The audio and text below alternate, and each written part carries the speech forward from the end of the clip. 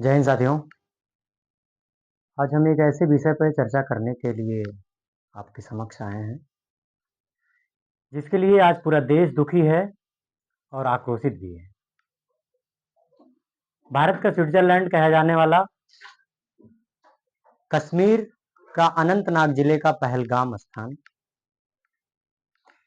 जहां पर 28 पर्यटकों की निर्मम हत्या की गई पाकिस्तान पोषित आतंकवादियों के द्वारा। ऐसी तमाम खबरें आई सामने, मीडिया में, सोशल मीडिया में, न्यूज़पेपर्स में, जिसमें यह कहा गया कि आतंकवादियों ने धर्म पूछ करके गोली मारी। अब तक हमने किताबों में पढ़ा था कि आतंकवाद का कोई मजहब नहीं होता है, लेकिन इससे तो पता चलता है, लेकिन कहीं ना कहीं इसके पीछे उनका क्या इंटेंशन था और गवर्नमेंट का क्या फेलियर रहा है, इस पे भी हमें ध्यान देने की जरूरत है। जम्मू कश्मीर आज के समय में यूटी है और यूटी में पुलिस व्यवस्था देखने का काम होता है होम मिनिस्ट्री का। तो होम मिनिस्ट्री को यह जिम्मेदारी लेनी पड़ेगी कि हमारा इंटेलिजेंस फेलियर कैसे रहा, इतना बड़ा वारदात कैसे हो गया कश्मीर में जिसकी भनक तक नहीं लग पाई हमारी इंटेलिजेंस को। निश्चित रूप से हमारी इंटेलिजेंस बहुत सशक्त है, पीछे के तमाम मामलों में इंटेलिजेंस समय से पहले इनपुट ले आती है, लेकिन कहीं ना कहीं ये फेलियर है। पॉलिटिकल मुद्दा कुछ भी हो, लेकिन आज पूरा देश इस मामले में एक साथ है और जिन 28 परिवारों के लोगों का जान गया है इस मामले में,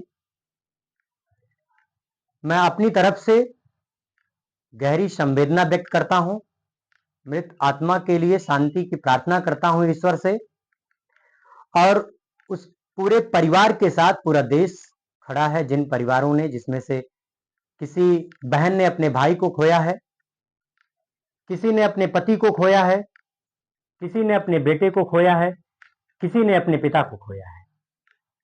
अब हमें समझना होगा कि आतंकवाद के इस निर्णायक लड़ाई में हमारी क्या भूमिका हो सकती है। 140 करोड़ लोग आज सरकार के साथ में खड़े हैं। 15 लाख से अधिक सेना इस इंतजार में है कि कब हमें हुक्म मिले और हम अपने इन 28 पर्यटकों के शहादत का बदला लें। उनकी क्या गलती थी जो वहां पे घूमने और टहलने के लिए गए थे? जरा सोचिए कि जब से धारा 370 हटाई गई है, बड़ी मुश्किल से कश्मीर के लोगों का मुल्क के अन्य हिस्सों के साथ में एक विश्वास विकसित हुआ था। अन्य कश्मीर के अलावा देश के अन्य हिस्से के लोगों का कश्मीरियों के ऊपर से जो एक संदिग्धता वाली भावना रहती थी, वो धीरे धीरे खत्म हो रहा था। कश्मीर में पूरी तरह से अमन चैन लौट रहा था। इसी बीच में 3 आतंकवादी आते हैं और पूरे देश को घाव दे जाते हैं। कारगिल से लेकर के कन्याकुमारी और अरुणाचल प्रदेश से लेकर के गुजरात तक ये गूंज उठती है और कोहराम मचता है देश में। निश्चित रूप से आज भारत सशक्त है और भारत जवाबी कार्रवाई में बढ़ चढ़ करके ईंट का जवाब पत्थर से देने में सक्षम है। 1948 हो, 1965 हो, 1971 हो, 1999 हो, सारे जगहों पे चारों बार जब जब युद्ध हुआ है पाकिस्तान से, पाकिस्तान ने मुंह की खाई है, लेकिन वो अपनी आदत से बाज नहीं आ रहा है। भारत सरकार ने इसके प्रतिशोध में डिप्लोमेटिक एक्शन जो होता है वो बहुत ही आवश्यक था और बहुत ही प्रभावी है, जिसमें से 3-4 चीजें हैं। जो इंडस वाटर ट्रीटी है 1960 का, बहुत ही अच्छा फैसला है। कहीं ना कहीं इससे पाकिस्तान में हाहाकार मचेगा अगर हम 6 नदियों के पानी को रोक लेते हैं। दूसरा जो उच्च आयोग को लेकर के है कि हम सारे रिश्ते खत्म करते हैं, राजनयिक को वापस बुला रहे हैं। जो पाकिस्तान के वीजा को निरस्त किया गया है, बहुत ही जरूरी है। इसके साथ साथ में मिलिट्री एक्शन भी बहुत ही आवश्यक है। और जो पाकिस्तान धमकी दे रहा है कि हम शिमला समझौता खत्म कर देंगे, शिमला समझौता पे हम कभी चर्चा करेंगे इस पे कि शिमला समझौता क्या है, शिमला समझौता कब हुआ था। बस संक्षेप में बताना चाहेंगे शिमला समझौता के बारे में। जब 1971 का जंग हुआ था, जब भारत देश की उस समय जो प्रधानमंत्री थी आयरन लेडी श्रीमती इंदिरा गांधी जी पाकिस्तान के छाती पर चढ़ करके लाहौर में और पाकिस्तान का दो टुकड़ा करके बांग्लादेश की नॉर्मल डिलीवरी करवाई थी, जो आज बांग्लादेश चिल्ला रहा है। और मुझे लगता है कि अब ये वक्त आ गया है कि भारत के एक और पोते के जन्म होने का, बलूचिस्तान। ये वक्त आ गया है भारत को अपने कश्मीर के नक्शे को सही करने के लिए, पीओके को भारत में मिलाने के लिए, क्योंकि आज भारत सारे फ्रंट पे मजबूत है। आज भारत अंतरराष्ट्रीय संगठनों में अपनी एक मजबूत पैठ रखता है। तो जरूरी है कि हमें दिखाना पड़ेगा कि हम अगर शांति का पैगाम देते हैं तो अगर हमें छेड़ा जाएगा तो हम जंग में भी बढ़ चढ़ करके हिस्सा ले सकते हैं, और इसके पहले हमने किया भी है। अब हाथ पे हाथ रख करके बैठने का समय ये नहीं है, और हमें दो तीन चीजों में और बैलेंस होना होगा।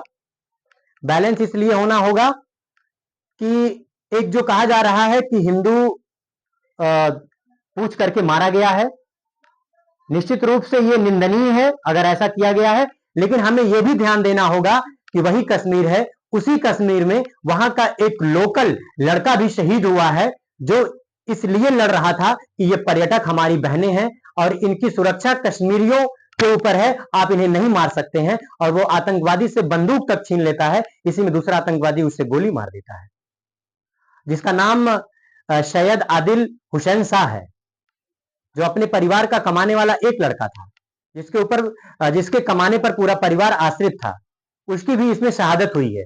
तो हमें यह भी समझना होगा, और कहीं ना कहीं आतंकवादियों का यह भी मंसूबा रहा होगा कि हम भारत में हिंदू मुस्लिम के दंगे को प्रोत्साहित कर सकते हैं, क्योंकि अभी हाल ही में मुर्शिदाबाद में पश्चिम बंगाल के ये घटना देखने को मिली थी। तो एक कारण यह भी हो सकता है कि हिंदू मुस्लिम करने का, ताकि भारत में एक जो विश्वास है वो कहीं ना कहीं कश्मीरियों के प्रति, कश्मीरी संदिग्धता में आए। और मैं आपको बताऊं, आप सभी को बताऊं, अभी हम लोगों ने एक कार्यक्रम किया था भारत सरकार का, कश्मीर यूथ एक्सचेंज प्रोग्राम, जिसमें कश्मीर के 6 जिलों से 132 युवा आए हुए थे, और वो ऑल ओवर जिले से थे, श्रीनगर, पुलवामा, बड़गाम, बारामूला, अनंतनाग, कुपवाड़ा। और ये जो घटना हुआ है अनंतनाग में हुआ है, अनंतनाग में ये पलगाम आता है। अनंतनाग के 3-4 लोगों से मेरी बात हुई जो यूथ यहाँ पे आए थे, और उन्होंने बताया किस तरीके से कि सर किस तरीके से पूरा कश्मीर आक्रोशित है, क्योंकि कश्मीर इस बात को भली भांति समझ चुका है कि हमारा जो दुश्मन है, असली दुश्मन हमारा कौन है, पाकिस्तान है। पाकिस्तान पोषित आतंकवादी हैं जो उन्हें बरगलाते हैं, और वो लोग भी ये बात बता रहे हैं। मैंने लगभग कश्मीर के जो मैंने अभी नाम गिनाए 6 जिलों में, लगभग मैंने एक दो लोगों से, सभी लोगों से बात किया, और इससे पता चल रहा है कि पूरा कश्मीर इस वारदात को लेकर के आक्रोशित है। कश्मीर में जो JKSA है, Jammu and Kashmir student association, उसने बंद का ऐलान किया, और पूरा कश्मीर आक्रोशित है, क्योंकि कश्मीर को लग रहा है, क्योंकि कश्मीर अपनी मेहमान नवाजी के लिए जाना जाता है, कश्मीर इंसानियत के लिए जाना जाता है, कश्मीर जमहूरियत के लिए जाना जाता है। अगर कश्मीर में इस तरीके की घटना हुई है, जो कि बहुत तेजी से वहां का पर्यटन डेवलप हो रहा था, अगर हम एक बार डाटा देखते हैं टूरिज्म का, तो प्रतिवर्ष लगभग दुगने के बराबर जनसंख्या वहां पे पर्यटक जा रहे हैं, लगभग 2 करोड़। इसी वर्ष की बात करें तो लगभग पिछले वर्ष में 2 करोड़ लोग वहां पे गए थे। तो अगर इस तरीके का वहां पे अशांति होती है, तो निश्चित रूप से वहां के जो लोग हैं, जो आश्रित हैं पर्यटन पर, क्योंकि वहां पे इतनी ज्यादा इंडस्ट्री नहीं है, तो फिर वो खाने के लिए मोहताज हो जाएंगे। इसीलिए उन्हें ये चीज समझ में आ गया था, और वो पूरे देश के साथ जुड़ रहे थे। ऐसे में एक बार फिर से पूरे कश्मीर को अनस्टेबल करने की जो ये चाल चली गई है पाकिस्तान के द्वारा, ये निश्चित रूप से निंदनीय है, और पूरे देश को इस मुद्दे पर एक साथ आना होगा, और उस परिवार के साथ, जिन परिवार के लोगों ने अपने परिवार के सदस्यों को खोया है, उनके साथ हमें खड़ा होना होगा, और सरकार का साथ देना होगा। और सरकार से हमें यह उम्मीद भी है कि निश्चित रूप से कोई ना कोई बड़ी से बड़ी कार्रवाई की जाएगी, जिससे कि पाकिस्तान सबक लेगा। मुझे लगता है कि 65, 48, 71, 99 से भी बड़ी कार्रवाई करनी पड़ेगी। वीडियो थोड़ा लंबा हो रहा होगा, लेकिन आक्रोश भी बहुत ज्यादा है, इसलिए वो निकलेगा। जब 1971 में बांग्लादेश बनाया गया था, तो बांग्लादेश की जो मांग कर रही थी, जो मुक्ति वाहिनी सेना थी, वो मांग कर रही थी बांग्लादेश के लिए। आज सेम स्थिति है बलूचिस्तान में, जो वहां की BLA है, बलोच लिबरेशन आर्मी, वो पाकिस्तान से अपने आप को अलग करने की मांग कर रही है। लगभग पाकिस्तान की 47% जनसंख्या बलूचिस्तान में निवास करती है, और ये बहुत ही सुनहरा अवसर है भारत के लिए कि भारत को BLA को प्रमोट करना होगा, और एक फ्रंट पे, और दूसरे फ्रंट पे POK को भारत में मिलाना होगा, जिससे कि हमारा नक्शा भी सही हो जाए, और एक बार फिर से एक देश दुनिया में आ जाए, एक नाम और ऐड हो जाए दुनिया में देशों का, भले हमारे लिए जीके में बढ़ जाएगा, हम याद करेंगे कि एक प्रधानमंत्री कौन होगा, एक वहां का राष्ट्रपति कौन होगा, ये हमें मंजूर है, लेकिन अब पाकिस्तान का एक टुकड़ा बलूचिस्तान के रूप में होना चाहिए। और ये बहुत ही आवश्यक हो गया है। जब तक पाकिस्तान को चारों तरफ से नहीं घेरा जाएगा, तब तक वो अपनी हरकतों से बाज नहीं आएगा। वो शिमला समझौता खत्म कर दे, शिमला समझौता कहां वो मानने वाला है। शिमला समझौता और अपनी कही हुई बातों का मायने वो उतना भी नहीं रख पा रहा है, उतनी भी उसकी कीमत नहीं समझ पा रहा है जितनी कीमत उस पेपर की थी जिस पेपर पे जुल्फिकार भुट्टो ने सिग्नेचर किया था। तो और जुल्फिकार भुट्टो कहा भी करते थे कि हम 1000 वर्ष तक घास खा करके लड़ेंगे, लेकिन हम भारत से संघर्ष करेंगे, हम भारत से युद्ध करेंगे। और 28 जून, अगर मेरा डेटा सही है, तो 28 जून 1972 को शिमला समझौता हुआ था। 1971 में लड़ाई हुई थी, कहा गया था वो। तो इस जिदर धमकी से हमें डरने की जरूरत नहीं है, और निश्चित रूप से भारत सरकार बड़ी कार्रवाई करेगी, हमें उस बड़ी कार्रवाई का उम्मीद है और हम सभी उसकी आस में हैं, जिससे हम अपने 28 पर्यटकों की शहादत का, प्रतिशोध का बदला ले सके। बाकी हम इस विषय पे आगे और चर्चा करेंगे, शिमला समझौता पे चर्चा करेंगे। तब तक के लिए जय हिंद, धन्यवाद।